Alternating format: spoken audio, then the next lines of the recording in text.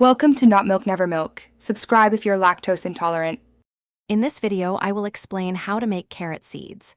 First, understand that carrots are biennials, meaning they take 2 years to produce seeds. This means the root grows in the first year, and the plant flowers and produces seeds in the second. It's crucial to choose open-pollinated or heirloom varieties, not hybrids, for reliable seed saving. Also, ensure different carrot varieties are isolated by at least 1/2 mile to prevent unwanted cross-pollination and maintain true-to-type seeds. To get seeds, your carrots need to survive winter. In milder climates, simply leave your healthiest carrot roots in the ground.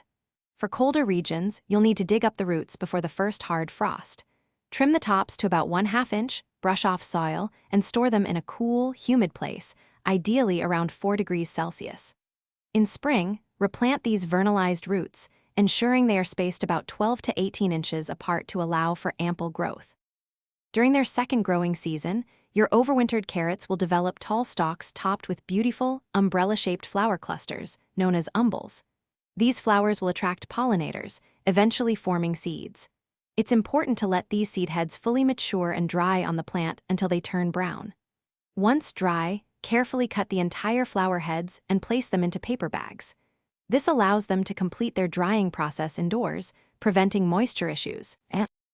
After the umbels are thoroughly dry, gently rub them between your hands to release the small, spiky carrot seeds. You can also use a screen or sieve to separate the seeds from any remaining plant debris, ensuring they are clean. Once processed, store your clean, dry seeds in an airtight container, like a glass jar or sealed envelope. Keep them in a cool, dark, and dry place. They can remain viable for up to 3 years. And speaking of staying refreshed, check out the O Ala water bottle link in the description, along with other great deals. Thanks for watching. If this was helpful, leave a like and consider subscribing. See you next time.